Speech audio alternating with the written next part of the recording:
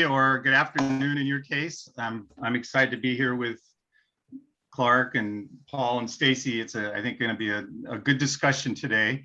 And I'm always anxious and happy to talk a little bit about, the business of athletic training, because it's just been so near and dear to me, huge part of my career. I didn't start out wanting to work in the non-traditional mode, but when at the period in my professional life, there were not a lot of opportunities for athletic trainers. Plus, I really had a desire and a love for patient care and getting people better, and just recognized that, I wouldn't have that kind of time in the traditional setting. So I have been involved with it for a long time. My initial introduction into the industry, there were just very few athletic trainers out there in the private practice or from an entrepreneurial standpoint willing to start their own business. So I've been involved in a number of different business relationships. You can see there joint ventures, partnerships, sole practitioners,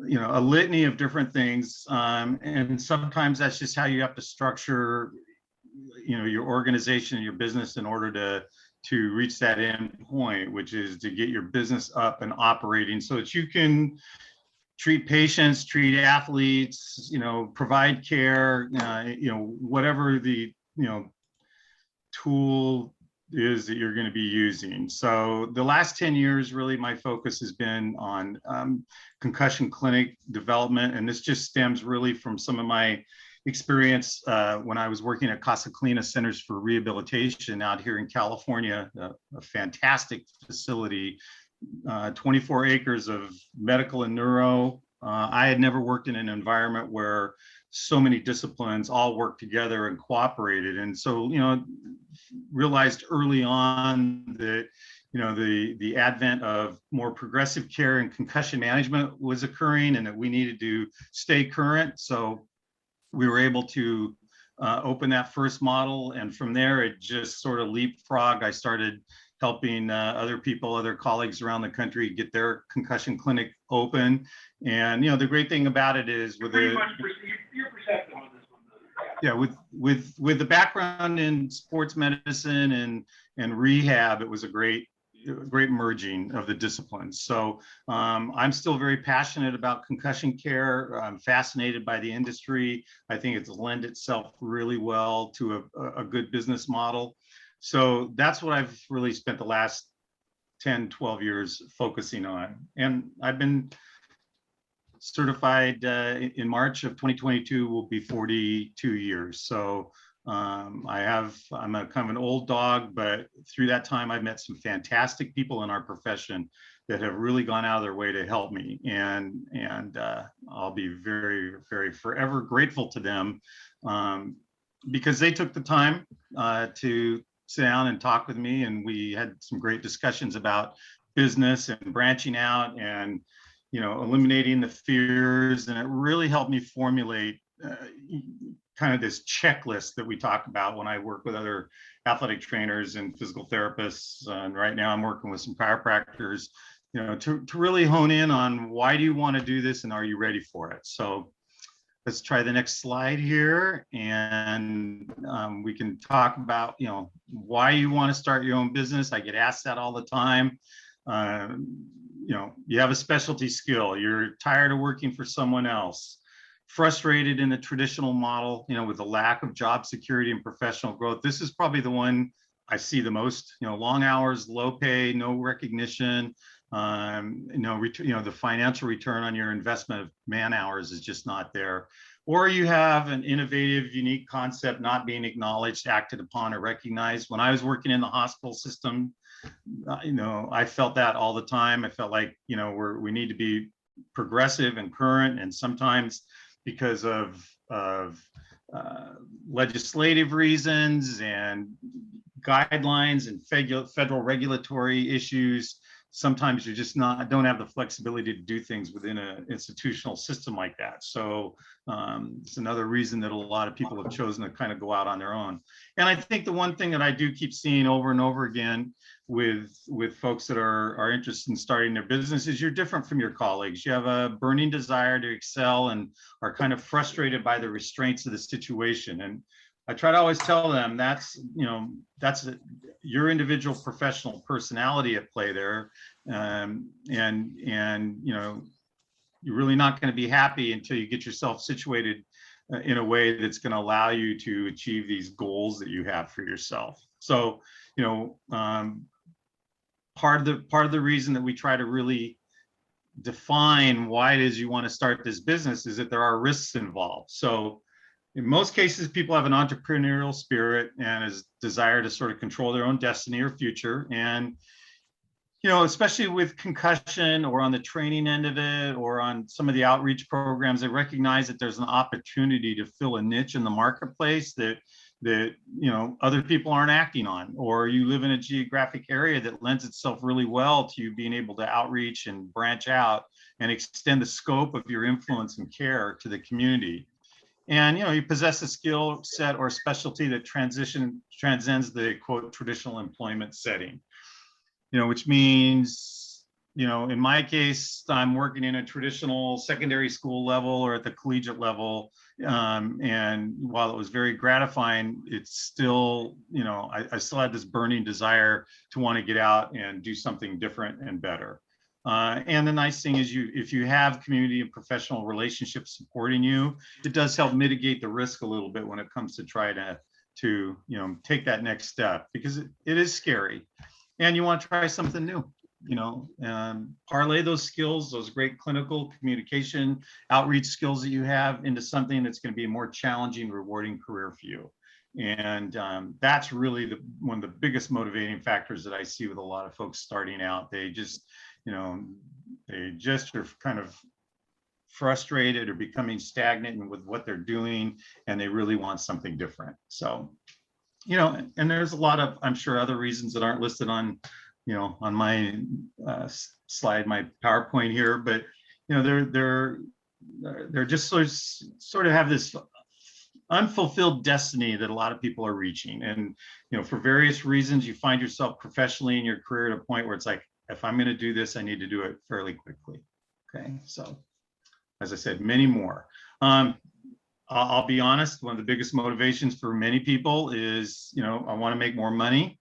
And these are all, that's okay, as long as you realize that there's a certain way to go about that. And I try to tell when I'm doing my consulting, it's like, there's nothing the matter with making money, making a good living at it. It's how you go about it. And in our profession, we're not working with widgets. Okay, we're working with people, clients, patients, athletes, and we need to make sure that our motivation is very pure and ethical and those kinds of things. So, all right, so you've got to this point. Now we want to figure out, how do I start? What do I need to do to really get this off the ground? And is it even a viable idea for me to start? So what's the motivation?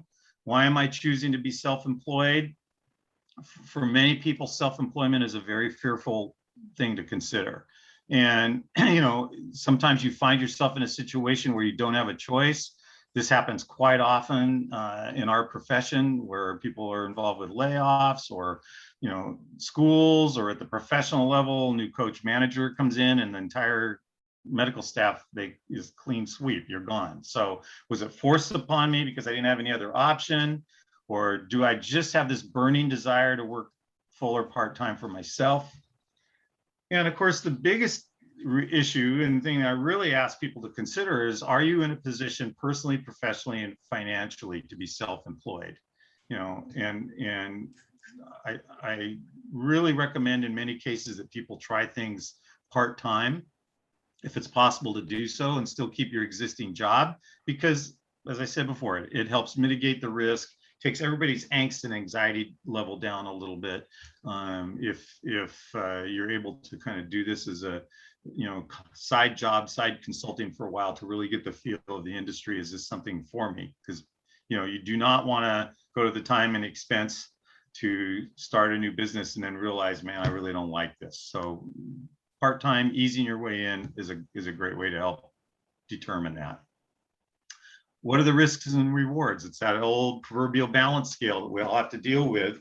The liability, there in many cases, athletic trainers, young clinicians don't really appreciate the liability. And it's not just the medical liability issues at play. It's the business liability. It's, the liability financially of taking on rent and, business insurance and overhead, all those things that, that Clark counsels people on. Those are very real, and they're not something that you learn about in school. It's usually comes from, when you step out and now sign on that bottom line, realize, oh, I have to have all these other things. So, and there's also professional regulations to consider as well. We do have some competitors. It's not a wide open market, in as much as in some states, athletic trainers are not allowed to own their own businesses where they provide physical therapy services, for instance, which, if that's part of your business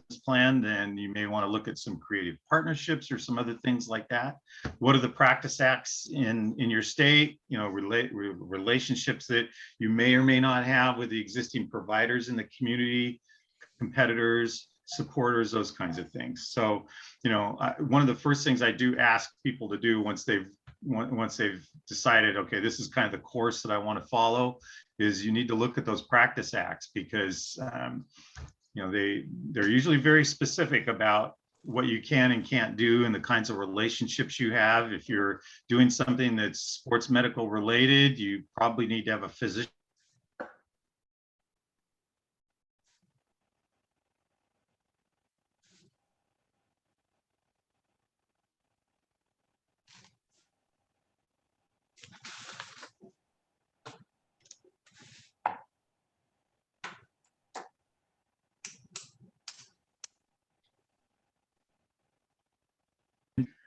So yes, what's the motivation? I think that's a big part of it. Okay.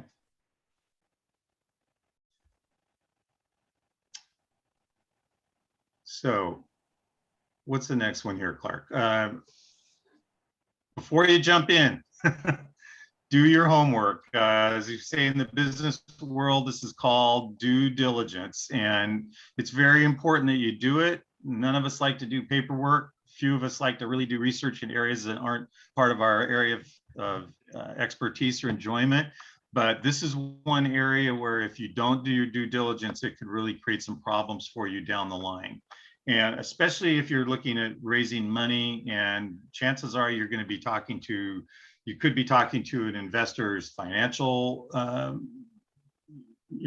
planner, the attorneys, both of those kinds of folks, and they're going to want to know what, is this going to put my client at risk, whether risks legally, whether risk financially. So do your homework. I highly recommend that you look at other businesses similar in nature to what you want to do, see how they're working. I've been surprised how willing people are to share. That's one of the things I love about our profession. I really would never have been able to pull off some of the things I've done in business had it not been for help of others. I mean, honestly, early on in our profession, we had some pioneers, some real folks that stepped out early on in the mid to late 80s, and a lot of them were women that were in our profession out here in California. Gail Weldon was an incredible gal. She was wonderful to work with. She helped me so much. And Marge Album, of course, and Kathy Derringer. I mean, Linda Mazzioli, there's been some great people that have exerted some wonderful leadership. And I've always just been so grateful for, their willingness to share and, protect each other. I think that's a bond as athletic trainers that makes us very special. So, so look at other businesses, talk to people that you know and trust about the model. I'm a pro and con kind of person. I do keep a flow sheet, and if the cons outweigh the pros, then we need to step back and reassess if that's something we really, want to do. Also, make on your list, you want to make reasons for your motivation for wanting to work independently, and you need to really be honest with yourself. If you're having problems with a supervisor at work, and that's not really a motivation for you to start your own business. Okay, I mean, there's no easy way with this. It's going to be it's a lot of work. It's going to be difficult, whatever you're doing, but you want your motivation to be very pure. I think I have a skill set. I have a knowledge base. I have an opportunity that not too many people have, or that's very unique, and I want to pursue it. And really, honestly, you need to know that it's okay to walk away from it. If that pro and con sheet is not giving you the information you need, you step back and really evaluate it. And it's hard sometimes to check your passion, because we all want to do it and we're all passionate about what we do, but sometimes at an objective level, it just doesn't work. And, this is where I've had to really rely on, accountants and attorneys to help me. And really folks that early on in my career were involved with the management side of business and looking realistically at things. One of it is things like reimbursement. Are you going to be able to get paid for what you're doing? I mean, that's a big part of it. So it's okay. It's okay to be conservative. It's okay to put things off. Walking away, there's nothing negative about that. Owning and operate your own business can be incredibly rewarding, also very expensive. So just keep in mind, there are some downsides, and we need to try as much as possible to identify those early on so that you can take the necessary steps to mitigate those risks, okay? Who's your competition? I know the first practice that I opened, I went into a community where we were desperately needed but not wanted. It was a very closed community from a medical standpoint. I had doctors tell me, we're going to bury you guys, so part of it was just the time and doing business in a very, very competitive Southern California market. I learned early on that, okay, these are formidable competitors. I need to do some things to protect my business. And, that's where community outreach ended up becoming, just my greatest tool, because I could get out there and do things. There was flexibility that allowed me to network with a community that some of the big institutional practices couldn't do. So what are your resources? What are your resources, and what are your competitors' resources? And being realistic about what you can do. Remember, you're one person. I mean, I'm dealing with a client right now where they're experiencing tremendous growth, fantastic reputations. The person that owns it, that's at the top, is working like 18, 20-hour days. And so, you're only one person. You can only do so much. You've got to be realistic about your calendar, goal setting, and, work your way through things. It's okay to spread them out. It's also okay to say no to some things. We want to do a really good job, get something set up on it from a program development standpoint, then it's time to move on. So, and do you have any kind of competitive advantage? This is where our experiences professionally really help us. If you've got relationships with professional athletes or elite level athletes, or the community, or clubs, those kinds of things, those are very valuable. They're relationships that are fostered through trust, and they take a long time to develop, and those folks can become your best clients and patients. So size up your competition, know what you're dealing with. And then, of course, is looking at probably the most important part of any business is the financing, the business. How are you going to pay for it? And this is why I encourage people to start small with, low overhead. Don't jump in too much until you understand a little bit about the industry and what's going to happen. In my case, early on, I'm working as a director of sports medicine at this large hospital. The CEO, CFO called me in one day and go, Brian, you're going to start a concussion program here. And as I'm walking out the door, the CFO tells me, oh, by the way, it better pay for itself. It better be profitable. So, it's one of those things where you have to really look at, what's my goal here? Is it financially to be successful? I hope so. But also on a professional level, if you do your job, generally speaking, the financial rewards will be there. Okay. So, and there's a lot of different ways to finance things, business loans, inheritance, partnerships. Some of the partnerships I've been involved with, that was why we were in the partnership.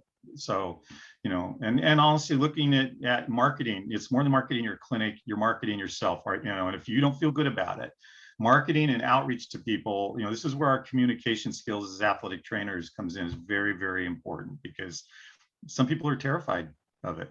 It's like, man, don't ask me to go do that. It's like, wait a minute, you should be excited about being able to get out and reach other folks and, spread the word about the great work that you do and the wonderful services that you're providing. So if marketing is not a strong point, then you need to figure out a way to work around that. That maybe that's a creative partnership of some kind, where you hire people. I mean, fortunately, with the web, we have ways of reaching people now that are not one-on-one, but there's still no substitute for, that old handshake, look them in the eye.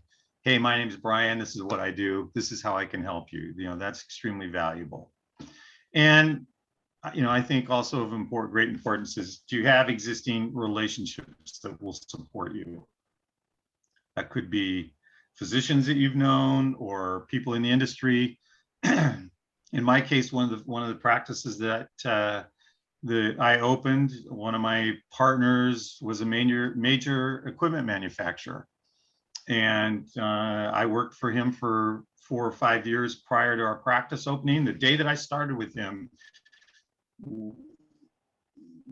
it was solely to help, about their equipment, but we both wanted to open a really comprehensive progressive sports medicine rehab facility in Southern California that transcended the traditional physical therapy model. So I probably saw 100 sports med PT practices within a 3-4 year period of time. It gave me a chance to look at what other people were doing. And when it came to building ours, we had a very, very successful partnership and arrangement. So those kinds of relationships can be extremely valuable. It's not always about the financial end of it. It's also, what can that partner bring, and I'm sure you all have relationships out there that could be valuable to you like that.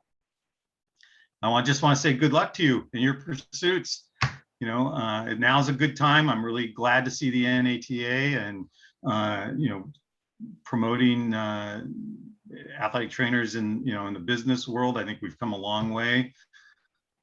And Clark he's been a great ally in that. He and I've had a lot of really, I think, meaningful philosophical conversations about the state of our industry, and what's available and out there for young ATs that are interested in that.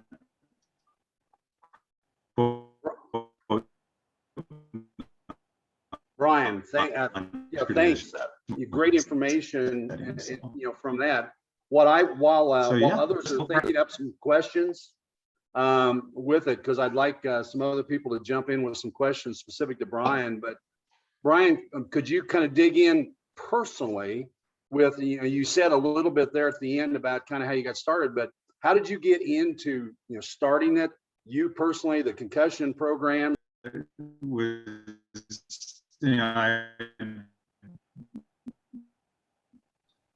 I'd been a collegiate athletes. So I entered it from the, return to play end of it. Got to know a really great young orthopedic surgeon that had worked with the Cleveland Browns that had moved to Southern California. So the first practice that I was involved with was a joint venture with a hospital, and I was a partner in the practice. And that we built a full-on human performance lab. The whole thing in conjunction with a hospital was a very, very, very successful practice. And as a result of the relationship that I had there and the relationship that I had with some equipment companies, I started going to NFL camps and then spring training. So for 19, 20 years straight, I was in spring training working with different teams. I always told them, give me your problem children. I want the ones that are, are not doing well, or guys that came to camp not in shape, or in incomplete rehab processes. So it ended up putting us in a really ideal position because we worked with the teams. We also worked with the agents. We had the hospital. We had this multidisciplinary staff working with us. Orange County at that time here in Southern California was just booming. It was a hotbed for athletics. And for me, time-wise, it was a fantastic start into the career. And then during that process, I developed some really strong relationships with some athletic trainers, both at the NFL level and with Major League Baseball. And I started working with, went out and selected clinics. So the hospital joint venture I was at, I left and opened my own practice in Diamond Bar, California. And we were a PBATS affiliated clinic. We worked with the agents. Because of the independent affiliation that I had, it allowed us to work with all sorts of people. So we were multidisciplinary staff there too. So, we just saw tremendous growth. And I realized early on, Clark, that, while clinically I felt like we were really well armed, myself personally, I just didn't know enough about business. And it actually created some problems for me because I didn't realize that, man, if I don't address this, it's going to be a problem. And so, had some bumps along the way. I think, we've talked about it before. I think it's difficult to be in this industry long term and not have some scar tissue. So really learn a lot from those. Everybody wants the quality care, and there's an accountability there. And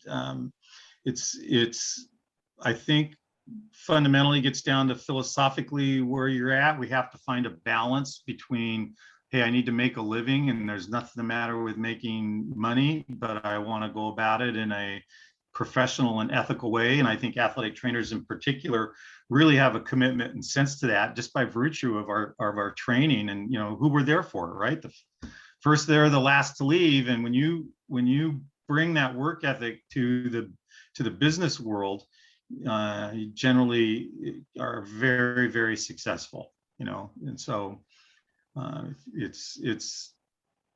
we all make mistakes. I mean, I've just had some really, I'm very fortunate that I was around some good people that helped mentor me. But, even at that, the first facility we were at, that was a joint venture with a hospital in Orange County. We started out with 6 full-time staff, and within 18 months, we had 24 full-time staff. 10 therapists working for us. It was an incredible facility. I mean, we were making a lot of money for the hospital, for our group. The only problem is that the doctor that owned it wasn't sharing with the other physicians in the community. So, one of the doctors, one of the orthopedic surgeons, you need to start looking around. And what are you talking about? Well, as long as this doctor owns this facility with this hospital, we're going to boycott the hospital. We're not doing ER calls. We're not bringing our surgeries there. No MRIs. We're done. So within a year, that facility went from just going gangbusters to totally tanking. And for me, it was an incredible learning experience about relying upon others to protect your business. I mean, I had to go in one day and lay off 35 people in one day, and it hurt. And I said, never again am I going to be in that kind of a position. So it's been difficult through the years to try to maintain that independence. But for me, I'd rather work small and really high quality than get involved sometimes with people that don't really understand the underlying picture and goal here. It's about delivery of a really quality service, having one great, outcomes for our patients and our athletes, and standing behind your work, so there's a way to make that work. You just have to have the right team involved. So, that's the other big challenge.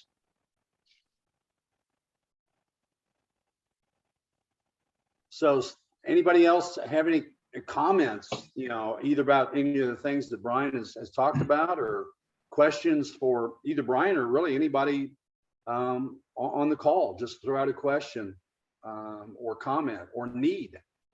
That's what we're here for.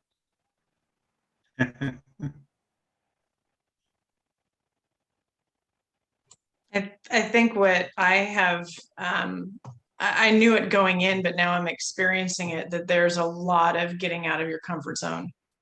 And that could be a variety of, that can take a different form for different people.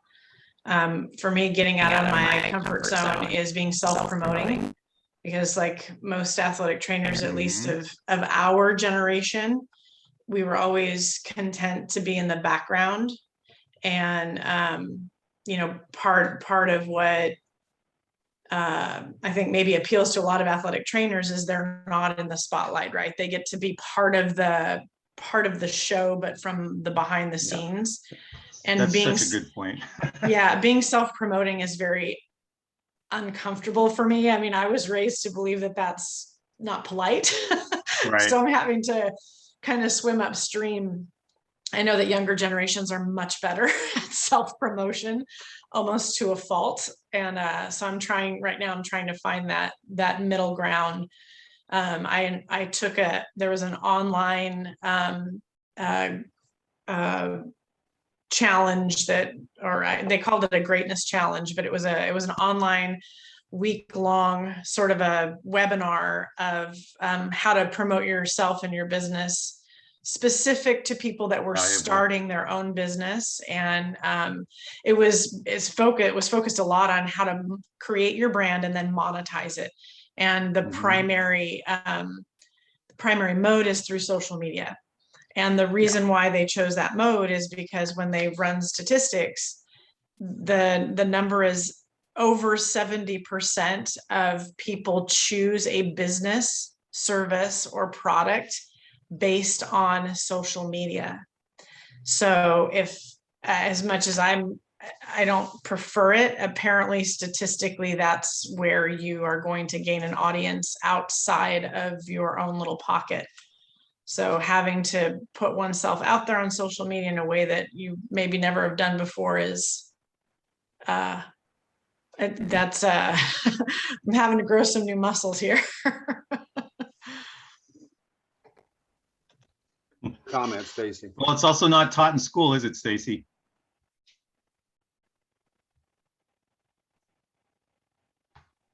Yeah, that's the other part for me is the the business classes. And I've had several folks ask me, well, why do I need that? Well, for me, I'd never had an accounting class before, and as soon as I started seeing spreadsheets from people and not knowing how to read them, it's like, and again, fortunately, I had a mentor that said, look, if you're going to own a business and operate you need to know what the financial bottom line is. You should know every single day how you're doing, and so, that's just sort of the business 101, having, some business law classes, understanding about partnerships, a little bit of accounting. I always tell people, you don't have to have an MBA in it, but a fundamental understanding in the way, to use these indicators to let you know about the health of your practice or of your business.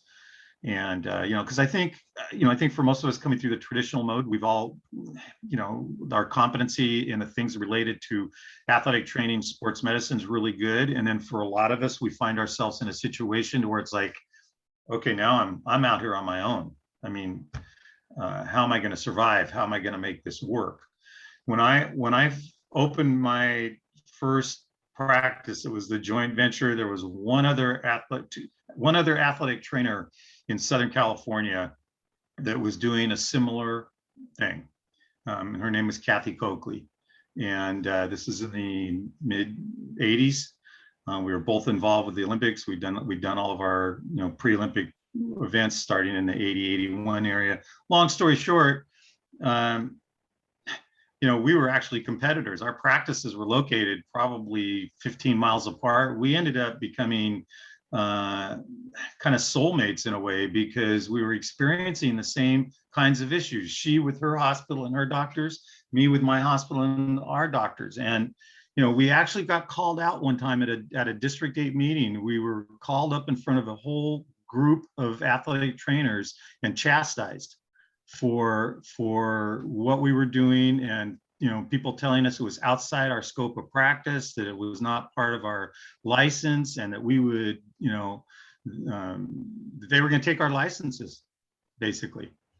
And it was a really, for a young, athletic trainers, it was a very scary time for us. And fortunately, we're both, athletes, fighters, and competitors. And so it was like, okay, you bring it. And the unique, interesting thing is that within about 5 or 6 years, that same group of people that were, had come after us, all came back to us and said, we're really interested in opening our own practices. Can you help us?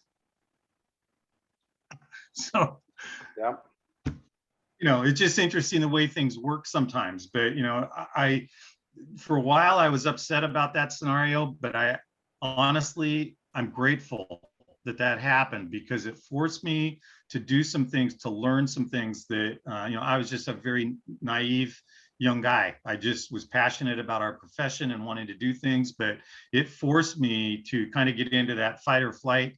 And from a business standpoint, my learning curve was tremendous after that. I mean, and to this day, Kathy and I still work together quite often, and, we tease each other about it. It's like, hey, man, I guess we survived. But big lesson to be learned there. I think Stacy's point's really important. That's not something that we're taught. And the whole self-promotion end of it, I mean, if you're a wallflower, you better figure out a way to overcome that. You can be a great clinician and be soft-spoken, but thank goodness for the web and our ability to reach people that way. But sooner or later, you're going to have direct contact with your patients or clients, and those communication skills are going to be extremely valuable. So, hey, Brian, so you've mentioned a few, but and you talked about your learning curve being significant, and you talked about needing to learn some of the accounting and some of those marketing aspects. Could you delve even a little bit deeper about the learning, maybe the mistakes that you made, and what you learned from those that, hey, that so many athlete trainers don't know about until they got there. Could you kind of talk about that? Well, that's it. Yeah, and Clark, you and I've talked about this before. It's a very uncomfortable position to be in when you find yourself in trouble. That panic mode kicks in, and you realize that okay, I'm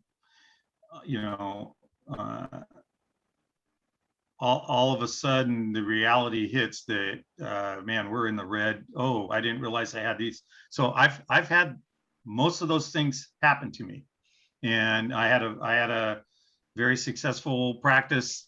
Closed the door one day, came back the next morning, burned to the ground, everything gone. Okay, total loss. And I mean, oh, by the way, our business records were in there, all of our billing and everything else. So how do I know now who owes me money and who doesn't? How do I collect it? So, that was almost a 3-year recovery for myself. It was really difficult on my family and everything. So we opened a new practice, and in 2006 to 2005, we opened this big, beautiful new practice. And in 2006, what happens? The economy tanks. And so, I've got this big, huge training facility, 12,000 square foot practice that I got docs in there, PTs. I mean, it's like a, beautiful world. And within about a 2-week period of time, I had a landlord that called his lease in on me. We had Blue Cross say that, well, you're not in LA County anymore, Brian, so you're really not a preferred provider for Blue Cross. So we're not going to pay you the contract rate for all this PT services that you've had. So that within about a 3-week period of time, I took a hit of close to $350,000. So thank goodness I had some great partners and some help, but it's one of the reasons that I just want to, cautionary tale is you have to do your homework, you can do your homework and things are still going to happen because that's the nature of business. You just want to make sure that when they do happen that, that you've got a little bit of a safety net there that works for you. I just spoke with somebody the other day that, is young, experiencing some growth, wanted to take out a bridge loan, and it's like, okay, well, you understand the bank's going to want that money back. Right. So take the bridge loan if you need it, budget it out so that I used to do those where it's only a percentage per month that you're using. And, when you take it out, you got to turn around, got to be very disciplined about the way you use it. So, if you take money out, you don't take any more until you've paid it back yourself, because that note's going to come due. So, Clark, most of the tough things have all been related to, the financial end of the business. And, I've overcome some issues with, the physical therapy profession and, docs in the area that wanted to, like I said, the one guy told me he was going to bury me, it's like, come on, so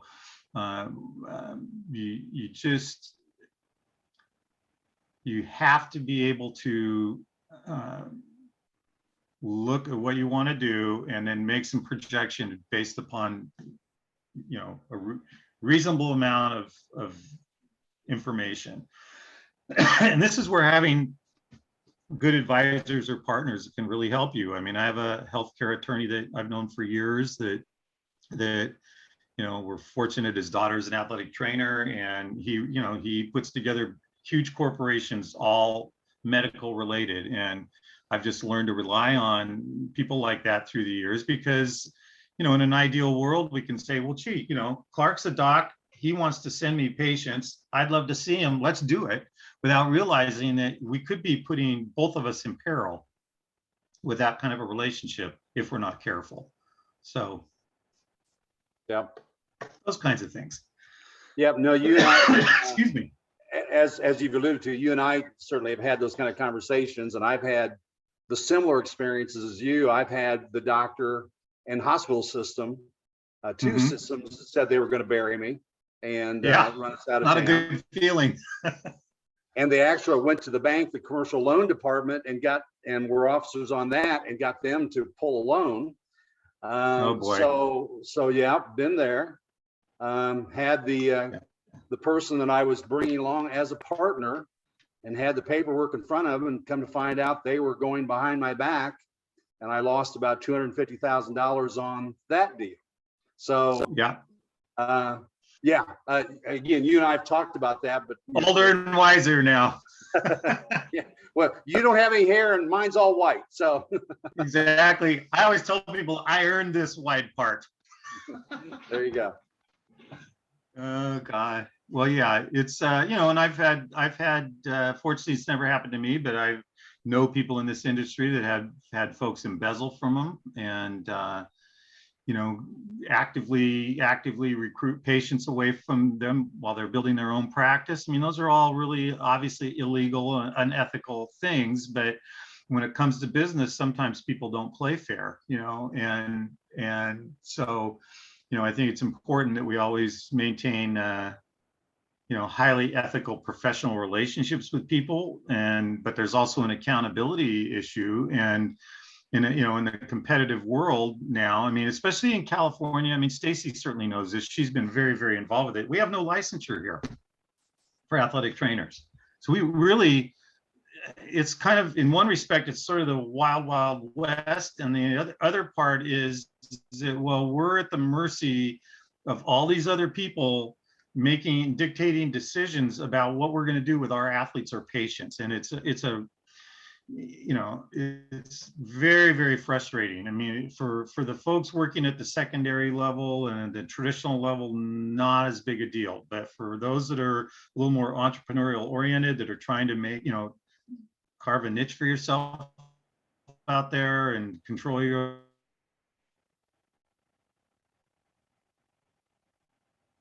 unstable footing, let's put it that way. I mean, it's frustrating.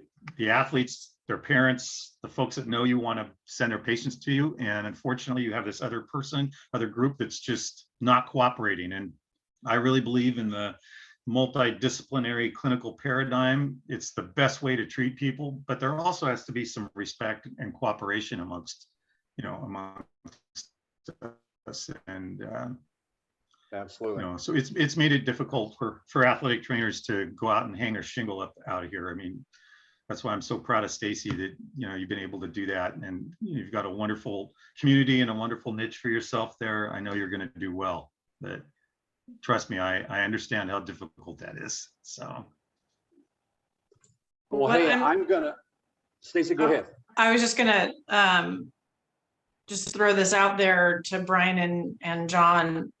In California, I'm hoping, and I would love any kind of correction to this perception, but from what I understand from having worked with this large physical therapy practice before, the lack of licensure in California is problematic in some ways. However, there's nothing that tells us what we can do, and there's nothing that tells us what we can't do. Right.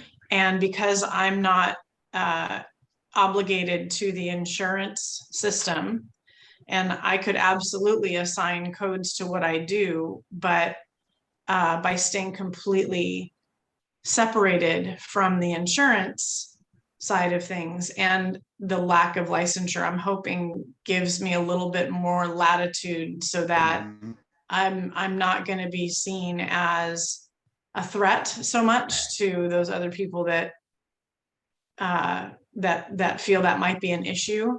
The other thing is specific to what I do. There's no one within 100 miles that does what I do, and so I'm hoping that there will maybe be some PTs that say, well, I'm a vestibular PT and I'm more qualified than you. And I can definitely make the argument why they're not. But there's, if people want to get nasty, they'll find a way.